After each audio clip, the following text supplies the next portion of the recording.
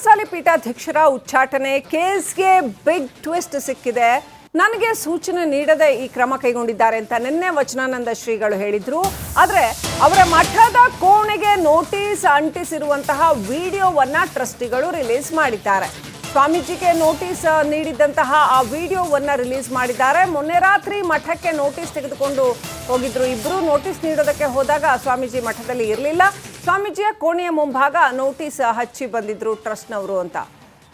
ಆ ಒಂದು ಏನು ತಡರಾತ್ರಿ ಕಾರ್ಯಕ್ರಮವನ್ನು ಮುಗಿಸಿಕೊಂಡು ಸ್ವಾಮೀಜಿ ವಾಪಸ್ ಮರಳಿದ್ರು ಅಂತ ಹೇಳಲಾಗ್ತಾ ಇದೆ. ನೋಟಿಸ್ ಕೊಟ್ಟರು ಕೂಡ ಸ್ವಾಮೀಜಿ ಸಭೆಗೆ ಹಾಜರಾಗಿಲ್ಲ ಅಂತ ಟ್ರಸ್ಟ್ ಏನು ಅಲ್ಲಿ ಟ್ರಸ್ಟ್ನಲ್ಲಿ ಇರುವಂಥ ವ್ಯಕ್ತಿಗಳು ಹೇಳಿದ್ದಾರೆ. ನೋಟಿಸ್ ಹಾಕಿದ ಸಿಸಿ ಕ್ಯಾಮೆರಾ ದೃಶ್ಯವನ್ನ ರಿಲೀಸ್ ಮಾಡಿದೆ ಟ್ರಸ್ಟ್.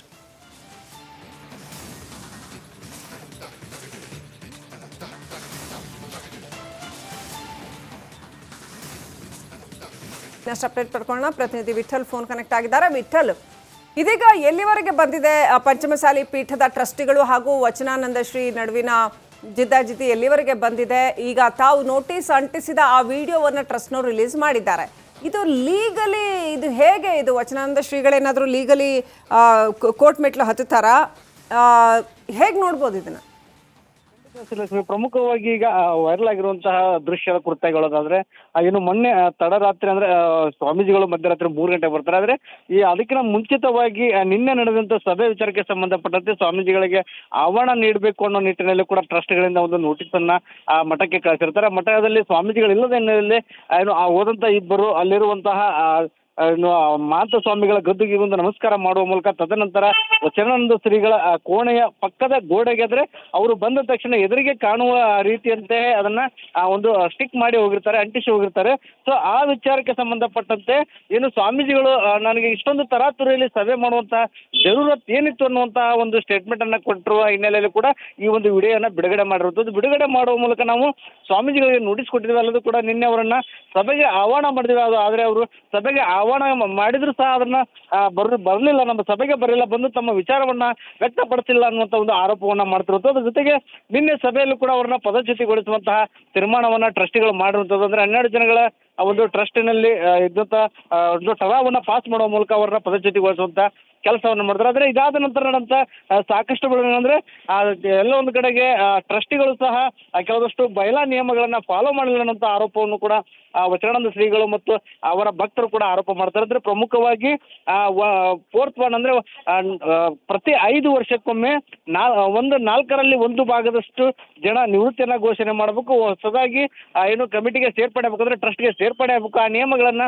ಯಾವುದೇ ರೀತಿಯಾಗಿ ಇವರು ಫಾಲೋ ಮಾಡಿಲ್ಲ. ಸೊ ಇವರೇ ನಿಯಮಗಳನ್ನ ಗಾಳಿಗೆ ತೋರಿದ್ರೆ ಆ ವಿಚಾರಕ್ಕೆ ಸಂಬಂಧಪಟ್ಟಂತೆ ನನ್ನ ಮೇಲೆ ಏನು ಪದಚ್ಯುತಿಯ ವಿಚಾರಕ್ಕೆ ಸಂಬಂಧಪಟ್ಟಂತೆ ನಾನು ಕೋರ್ಟ್ ಮೆಟ್ಲು ಹತ್ತುತ್ತೇನೆ ಅನ್ನುವಂತಹ ಒಂದು ವಿಚಾರವನ್ನು ಕೂಡ ಏನು ಭಕ್ತರು ಹೇಳ್ತಿರುವಂಥದ್ದು. ಅಂದ್ರೆ ಈ ವಿಚಾರದಲ್ಲಿ ಟ್ರಸ್ಟಿಗಳಿಗೆ ಪೀಠಾಧಿಪತಿಗಳನ್ನ ಪದಚ್ಯುತಿಗೊಳಿಸುವಂತ ಯಾವುದೇ ಅಧಿಕಾರ ಇಲ್ಲ. ಆದರೆ ಇವರು ಒಂದು ಏನು ಟ್ರಸ್ಟ್ಗಳ 12 ಜನ ಟ್ರಸ್ಟ್ಗಳ ಒಂದು ಲಕ್ಷಾಂತರ ಭಕ್ತರ ಭಾವನೆಗಳನ್ನ ಸೈಡಿಗೆ ಬದಿಗಿಟ್ಟು ತಾವೇ ಒಂದು ಉಚ್ಚಾಟನೆ ಮಾಡುವಂತ ಕೆಲಸ ಮಾಡಿದಂತ ಭಕ್ತರು ಸಹ ಸಾಕಷ್ಟು ಆರೋಪ ಮಾಡ್ತಿರುವಂತದ್ದು. ಶ್ರೀಲಕ್ಷ್ಮಿ, ಥ್ಯಾಂಕ್ ಯು ವಿಠಲ್ ಡೀಟೇಲ್ಸ್ಗಾಗಿ. ಪಂಚಮಸಾಲಿ ಪೀಠಾಧ್ಯಕ್ಷರ ಉಚ್ಚಾಟನೆ ಕೇಸ್ಗೆ ಬಿಗ್ ಟ್ವಿಸ್ಟ್ ಸಿಕ್ಕಿದೆ. ನನಗೆ ಸೂಚನೆ ನೀಡದೆ ಈ ಕ್ರಮ ಕೈಗೊಂಡಿದ್ದಾರೆ ಅಂತ ನಿನ್ನೆ ವಚನಾನಂದ ಶ್ರೀಗಳು ಹೇಳಿದ್ರು. ಆದರೆ ಅವರ ಮಠದ ಕೋಣೆಗೆ ನೋಟಿಸ್ ಅಂಟಿಸಿರುವಂತಹ ವಿಡಿಯೋವನ್ನ ಟ್ರಸ್ಟಿಗಳು ರಿಲೀಸ್ ಮಾಡಿದ್ದಾರೆ. ಸ್ವಾಮೀಜಿಗೆ ನೋಟಿಸ್ ನೀಡಿದಂತಹ ಆ ವಿಡಿಯೋವನ್ನ ರಿಲೀಸ್ ಮಾಡಿದ್ದಾರೆ. ಮೊನ್ನೆ ರಾತ್ರಿ ಮಠಕ್ಕೆ ನೋಟಿಸ್ ತೆಗೆದುಕೊಂಡು ಹೋಗಿದ್ರು. ಇಬ್ರು ನೋಟಿಸ್ ನೀಡೋದಕ್ಕೆ ಹೋದಾಗ ಸ್ವಾಮೀಜಿ ಮಠದಲ್ಲಿ ಇರಲಿಲ್ಲ. ಸ್ವಾಮೀಜಿಯ ಕೋಣೆಯ ಮುಂಭಾಗ ನೋಟಿಸ್ ಹಚ್ಚಿ ಬಂದಿದ್ರು ಟ್ರಸ್ಟ್ನವರು ಅಂತ.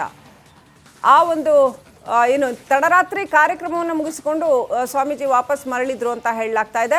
ನೋಟಿಸ್ ಕೊಟ್ಟರು ಕೂಡ ಸ್ವಾಮೀಜಿ ಸಭೆಗೆ ಹಾಜರಾಗಿಲ್ಲ ಅಂತ ಟ್ರಸ್ಟ್ ಏನು ಅಲ್ಲಿ ಟ್ರಸ್ಟ್ನಲ್ಲಿ ಇರುವಂಥ ವ್ಯಕ್ತಿಗಳು ಹೇಳಿದ್ದಾರೆ. ನೋಟಿಸ್ ಹಾಕಿದ ಸಿಸಿ ಕ್ಯಾಮೆರಾ ದೃಶ್ಯವನ್ನ ರಿಲೀಸ್ ಮಾಡಿದೆ ಟ್ರಸ್ಟ್.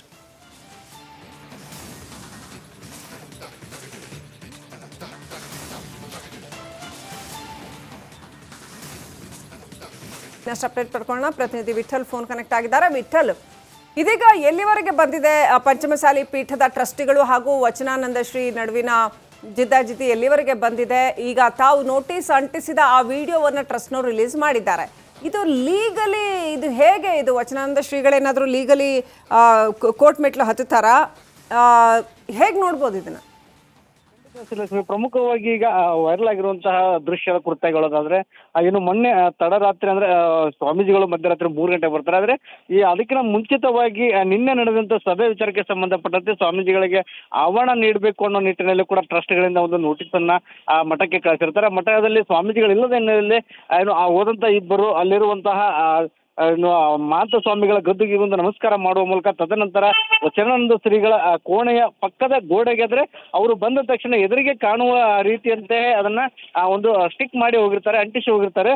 ಸೊ ಆ ವಿಚಾರಕ್ಕೆ ಸಂಬಂಧಪಟ್ಟಂತೆ ಏನು ಸ್ವಾಮೀಜಿಗಳು ನನಗೆ ಇಷ್ಟೊಂದು ತರಾತುರಿಯಲ್ಲಿ ಸಭೆ ಮಾಡುವಂತಹ ಜರೂರತ್ ಏನಿತ್ತು ಅನ್ನುವಂತಹ ಒಂದು ಸ್ಟೇಟ್ಮೆಂಟ್ ಅನ್ನ ಕೊಟ್ಟಿರುವ ಹಿನ್ನೆಲೆಯಲ್ಲಿ ಕೂಡ ಈ ಒಂದು ವಿಡಿಯೋನ ಬಿಡುಗಡೆ ಮಾಡಿರುವಂಥದ್ದು. ಬಿಡುಗಡೆ ಮಾಡುವ ಮೂಲಕ ನಾವು ಸ್ವಾಮೀಜಿಗಳಿಗೆ ನೋಟಿಸ್ ಕೊಟ್ಟಿದ್ದೀವಿ. ಅಲ್ಲದು ಕೂಡ ನಿನ್ನೆ ಅವರನ್ನ ಸಭೆಗೆ ಆಹ್ವಾನ ಮಾಡಿದ್ವಿ. ಆದರೆ ಅವರು ಸಭೆಗೆ ಆಹ್ವಾನ ಮಾಡಿದ್ರು ಸಹ ಅದನ್ನ ಬರಲಿಲ್ಲ, ನಮ್ಮ ಸಭೆಗೆ ಬರಲಿಲ್ಲ, ಬಂದು ತಮ್ಮ ವಿಚಾರವನ್ನ ವ್ಯಕ್ತಪಡಿಸಿಲ್ಲ ಅನ್ನುವಂಥ ಒಂದು ಆರೋಪವನ್ನ ಮಾಡ್ತಿರುವಂಥದ್ದು. ಅದ್ರ ಜೊತೆಗೆ ನಿನ್ನೆ ಸಭೆಯಲ್ಲೂ ಕೂಡ ಅವ್ರನ್ನ ಪದಚ್ಯುತಿಗೊಳಿಸುವಂತಹ ತೀರ್ಮಾನವನ್ನ ಟ್ರಸ್ಟಿಗಳು ಮಾಡಿರುವಂಥದ್ದು. ಅಂದ್ರೆ 12 ಜನಗಳ ಒಂದು ಟ್ರಸ್ಟಿನಲ್ಲಿ ಇದ್ದಂತ ಒಂದು ಠರಾವನ್ನ ಪಾಸ್ ಮಾಡುವ ಮೂಲಕ ಅವರನ್ನ ಪದಚ್ಯುತಿಗೊಳಿಸುವಂತ ಕೆಲಸವನ್ನು ಮಾಡಿದ್ರು. ಆದರೆ ಇದಾದ ನಂತರ ನಡೆದಂತ ಸಾಕಷ್ಟು ಬೆಳವಣಿಗೆ ಎಲ್ಲ ಒಂದು ಕಡೆಗೆ ಟ್ರಸ್ಟಿಗಳು ಸಹ ಕೆಲವಷ್ಟು ಬಯಲಾ ನಿಯಮಗಳನ್ನ ಫಾಲೋ ಮಾಡಲಿಲ್ಲ ಅನ್ನೋಂಥ ಆರೋಪವನ್ನು ಕೂಡ ವಚನಾನಂದ ಶ್ರೀಗಳು ಮತ್ತು ಅವರ ಭಕ್ತರು ಕೂಡ ಆರೋಪ ಮಾಡ್ತಾರೆ. ಅಂದ್ರೆ ಪ್ರಮುಖವಾಗಿ 4th ವಾರ್ಡ್ ಅಂದ್ರೆ ಪ್ರತಿ 5 ವರ್ಷಕ್ಕೊಮ್ಮೆ ಒಂದು 4ರಲ್ಲಿ 1 ಭಾಗದಷ್ಟು ಜನ ನಿವೃತ್ತಿಯನ್ನ ಘೋಷಣೆ ಮಾಡಬೇಕು. ಹೊಸದಾಗಿ ಏನು ಕಮಿಟಿಗೆ ಸೇರ್ಪಡೆ ಆಗಬೇಕಂದ್ರೆ ಟ್ರಸ್ಟ್ಗೆ ಸೇರ್ಪಡೆ ಆಗಬೇಕು. ಆ ನಿಯಮಗಳನ್ನ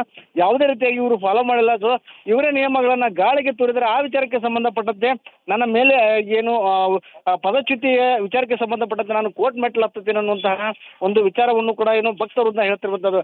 ಅಂದ್ರೆ ಈ ವಿಚಾರದಲ್ಲಿ ಟ್ರಸ್ಟ್ಗಳಿಗೆ ಪೀಠಾಧಿಪತಿಗಳನ್ನ ಪದಚ್ಯುತಿಗೊಳಿಸುವಂತ ಯಾವುದೇ ಅಧಿಕಾರ ಇಲ್ಲ. ಆದರೆ ಇವರು ಒಂದು ಏನು ಟ್ರಸ್ಟ್ಗಳ 12 ಜನ ಟ್ರಸ್ಟ್ಗಳ ಒಂದೊಂದು ಲಕ್ಷಾಂತರ ಭಕ್ತರ ಭಾವನೆಗಳನ್ನ ಸೈಡಿಗೆ ಬದಿಗಿಟ್ಟು ತಾವೇ ಒಂದು ಉಚ್ಚಾಟನೆ ಮಾಡುವಂತ ಕೆಲಸ ಮಾಡಿದಂತ ಭಕ್ತರು ಸಹ ಸಾಕಷ್ಟು ಆರೋಪ ಮಾಡ್ತಿರುವಂತದ್ದು. Srilakshmi, right, thank you Vittal ಡೀಟೇಲ್ಸ್ಗಾಗಿ. ಸಾಲಿ ಪೀಠಾಧ್ಯಕ್ಷರ ಉಚ್ಚಾಟನೆ ಕೇಸ್ಗೆ ಬಿಗ್ ಟ್ವಿಸ್ಟ್ ಸಿಕ್ಕಿದೆ. ನನಗೆ ಸೂಚನೆ ನೀಡದೆ ಈ ಕ್ರಮ ಕೈಗೊಂಡಿದ್ದಾರೆ ಅಂತ ನಿನ್ನೆ ವಚನಾನಂದ ಶ್ರೀಗಳು ಹೇಳಿದ್ರು. ಆದರೆ ಅವರ ಮಠದ ಕೋಣೆಗೆ ನೋಟಿಸ್ ಅಂಟಿಸಿರುವಂತಹ ವಿಡಿಯೋವನ್ನ ಟ್ರಸ್ಟಿಗಳು ರಿಲೀಸ್ ಮಾಡಿದ್ದಾರೆ.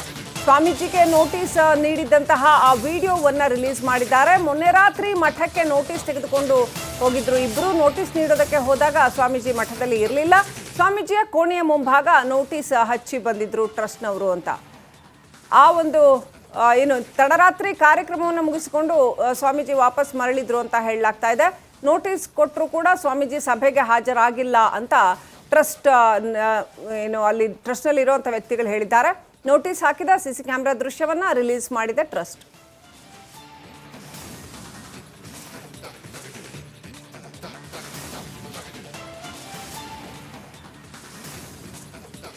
ನೆಕ್ಸ್ಟ್ ಅಪ್ಡೇಟ್ ಪಡ್ಕೊಳ್ಳೋಣ. ಪ್ರತಿನಿಧಿ ವಿಠಲ್ ಫೋನ್ ಕನೆಕ್ಟ್ ಆಗಿದ್ದಾರೆ. ವಿಠಲ್, ಇದೀಗ ಎಲ್ಲಿವರೆಗೆ ಬಂದಿದೆ ಪಂಚಮಸಾಲಿ ಪೀಠದ ಟ್ರಸ್ಟಿಗಳು ಹಾಗೂ ವಚನಾನಂದ ಶ್ರೀ ನಡುವಿನ ಜಿದ್ದಾಜಿದ್ದಿ ಎಲ್ಲಿವರೆಗೆ ಬಂದಿದೆ? ಈಗ ತಾವು ನೋಟಿಸ್ ಅಂಟಿಸಿದ ಆ ವಿಡಿಯೋವನ್ನು ಟ್ರಸ್ಟ್ನವರು ರಿಲೀಸ್ ಮಾಡಿದ್ದಾರೆ. ಇದು ಲೀಗಲಿ ಇದು ಹೇಗೆ? ಇದು ವಚನಾನಂದ ಶ್ರೀಗಳೇನಾದರೂ ಲೀಗಲಿ ಕೋರ್ಟ್ ಮೆಟ್ಲು ಹತ್ತುತ್ತಾರಾ? ಹೇಗೆ ನೋಡ್ಬೋದು ಇದನ್ನ? ಪ್ರಮುಖವಾಗಿ ಈಗ ವೈರಲ್ ಆಗಿರುವಂತಹ ದೃಶ್ಯದ ಕುರಿತಾಗಿರೋದಾದ್ರೆ ಏನು ಮೊನ್ನೆ ತಡರಾತ್ರಿ ಅಂದ್ರೆ ಸ್ವಾಮೀಜಿಗಳು ಮಧ್ಯರಾತ್ರಿ 3 ಗಂಟೆ ಬರ್ತಾರೆ. ಆದ್ರೆ ಈ ಅದಕ್ಕಿಂತ ಮುಂಚಿತವಾಗಿ ನಿನ್ನೆ ನಡೆದಂತ ಸಭೆ ವಿಚಾರಕ್ಕೆ ಸಂಬಂಧಪಟ್ಟಂತೆ ಸ್ವಾಮೀಜಿಗಳಿಗೆ ಆಹ್ವಾನ ನೀಡಬೇಕು ಅನ್ನೋ ನಿಟ್ಟಿನಲ್ಲಿ ಕೂಡ ಟ್ರಸ್ಟ್ಗಳಿಂದ ಒಂದು ನೋಟಿಸ್ ಅನ್ನ ಮಠಕ್ಕೆ ಕಳಿಸಿರ್ತಾರೆ. ಮಠದಲ್ಲಿ ಸ್ವಾಮೀಜಿಗಳು ಇಲ್ಲದ ಹಿನ್ನೆಲೆಯಲ್ಲಿ ಏನು ಹೋದಂತ ಇಬ್ಬರು ಅಲ್ಲಿರುವಂತಹ ಮಾತ ಸ್ವಾಮಿಗಳ ಗದ್ದುಗೆ ಒಂದು ನಮಸ್ಕಾರ ಮಾಡುವ ಮೂಲಕ ತದನಂತರ ವಚನಾನಂದ ಶ್ರೀಗಳ ಕೋಣೆಯ ಪಕ್ಕದ ಗೋಡೆಗೆ ಅಂದ್ರೆ ಅವರು ಬಂದ ತಕ್ಷಣ ಎದುರಿಗೆ ಕಾಣುವ ರೀತಿಯಂತೆ ಅದನ್ನ ಒಂದು ಸ್ಟಿಕ್ ಮಾಡಿ ಹೋಗಿರ್ತಾರೆ, ಅಂಟಿಸಿ ಹೋಗಿರ್ತಾರೆ.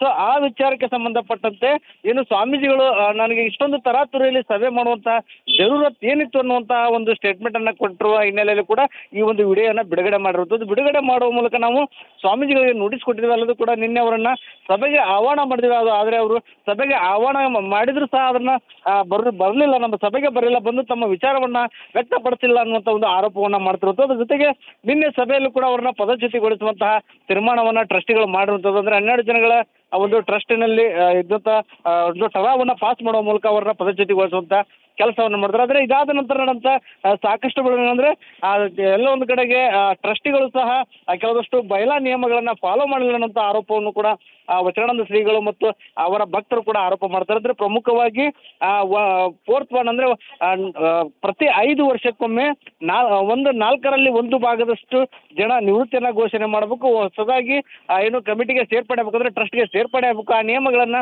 ಯಾವುದೇ ರೀತಿಯಾಗಿ ಇವರು ಫಾಲೋ ಮಾಡಿಲ್ಲ. ಸೊ ಇವರೇ ನಿಯಮಗಳನ್ನ ಗಾಳಿಗೆ ತೂರಿದರೆ ಆ ವಿಚಾರಕ್ಕೆ ಸಂಬಂಧಪಟ್ಟಂತೆ ನನ್ನ ಮೇಲೆ ಏನು ಪದಚ್ಯುತಿಯ ವಿಚಾರಕ್ಕೆ ಸಂಬಂಧಪಟ್ಟಂತೆ ನಾನು ಕೋರ್ಟ್ ಮೆಟ್ಲು ಹತ್ತುತ್ತೇನೆ ಅನ್ನುವಂತಹ ಒಂದು ವಿಚಾರವನ್ನು ಕೂಡ ಏನು ಭಕ್ತರು ಹೇಳ್ತಿರುವಂತದ್ದು.